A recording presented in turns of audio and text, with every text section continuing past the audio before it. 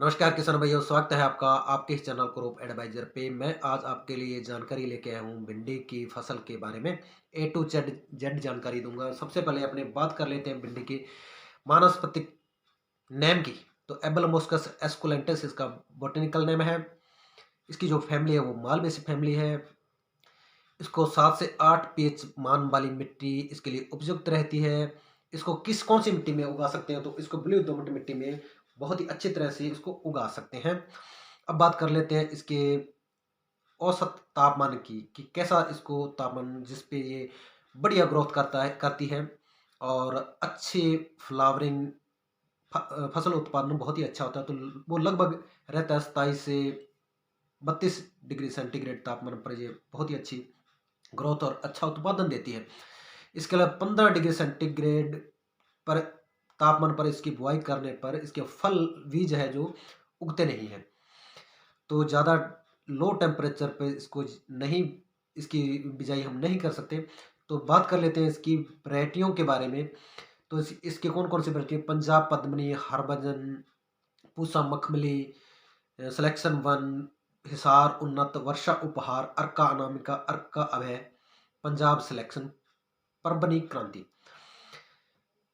तो किसान भाइयों, इसमें एक रोग लगता है येलो वैन मोजैक वायरस।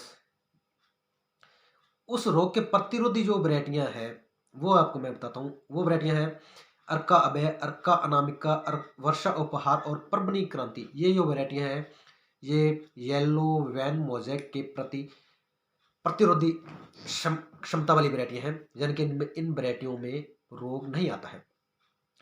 तो बात कर लेते हैं इसकी सोइंग टाइम की। सोइंग कौन से महीने में इसकी बुआई करनी चाहिए? तो जैसे मैंने पहले ही बताया कि 15 डिग्री सेंटीग्रेड से कम तापमान होने पर इसके बीज का उगाव नहीं होता है। तो जैसे ही लगभग जनवरी निकल जाता है, लास्ट जनवरी का आ जाता है, तो उसमें टेम्परेचर अगर बढ़ता है तो इसकी सोइंग कर सकते हैं। अगर टेम्परेचर लो है 15 से तो हम इसकी सोइंग नहीं कर सकते। अगले फिर मार्च में इसकी सोइंग कर सकते हैं। मार्च सॉरी फरवरी और मार्च में।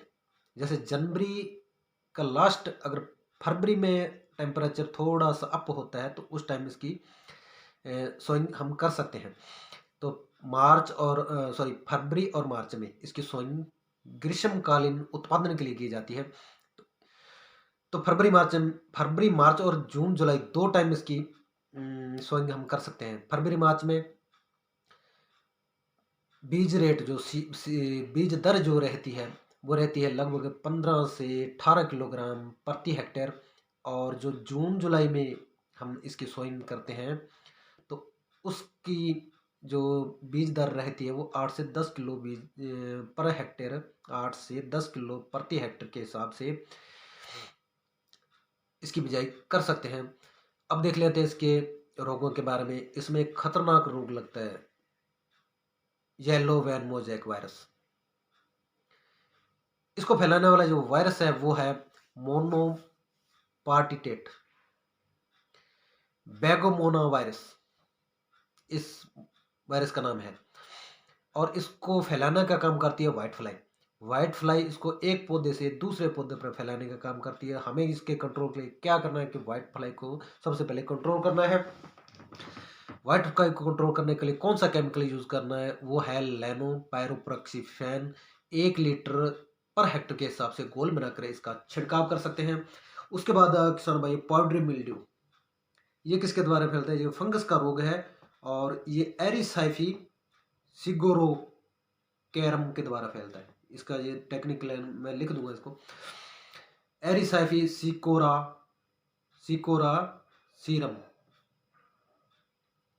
ये इसका वायरस का नाम है, फंगस का नाम है। तो इसको रोकने के लिए हमें क्या करना चाहिए? स्प्रिंट है, इंडोफिल का स्प्रिंट आता है, कार्बेंडाजिम प्लस मैंकोजेब इसमें टेक्निकल पाया जाता है। इसकी मात्रा 2 ग्राम प्रति लीटर पानी के हिसाब से घोल बनाकर इसका छिड़काव कर सकते हैं। या जो आता है अजोक्सिस्ट्रोबिन 11% प्लस टेबुकोनाजोल 18.3%। इसकी मात्रा 1.5 ml प्रति लीटर पानी के हिसाब से घोल बनाकर इसका छिड़काव कर सकते हैं। इसके बाद आता है किसान भाइयों मूल ग्रंथि या निमेटोड से संबंधित रोग है मूल ग्रंथि। निमेटोड्स क्या करते हैं कि पौधों के जड़ों में रस चूसते हैं। रस वो कैसे चूसेंगे, उसको जड़ में घाव बना देते हैं। घाव बना देते हैं, यहाँ पे घाव बना देते हैं, इसका रस वहाँ इकट्ठा होता है, वहाँ की गांठ बन जाती है। इस प्रकार के जड़ों में गांठें गांठें बन जाती है, जिसके कारण पौधा पोषक तत्व नहीं ले पाता है, जिसकी वजह से पौधा पोषक तत्व नहीं ले पाता है और फसल पीली पड़ने लगती है। इसके कंट्रोल के लिए हमें क्या करना है कि carbofuran 3G carbofuran 3G 20 kilogram प्रति हेक्टर के हिसाब से यूरिया में मिला के 15 से 20 किलो सॉरी एक एक बैग लगभग 45 किलो यूरिया में इसको मिला लें अच्छी तरह और 1 हेक्टर में छिंटा लगा दें।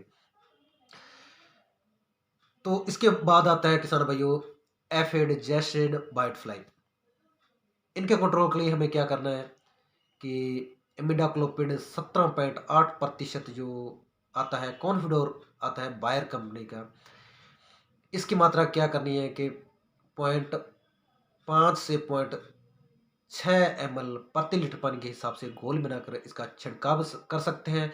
और सफ़ेद मक्खी के लिए इस इमिडा के साथ सफ़ेद मक्खी के लिए इमिडा के साथ मिलाना जो है लैनो पायरोपरक्सीफेन एक 2.5 ml प्रति लीटर पानी के हिसाब से घोल बनाकर दोनों केमिकल्स को मिला के छिड़काव कर देना, जिससे कि पूरी फसल हमारी इन रस चूसक कीड़ों से स्वस्थ हो सके।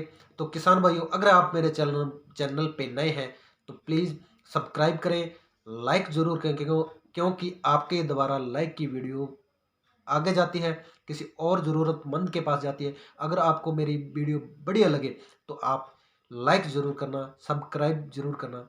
धन्यवाद किसान भाई।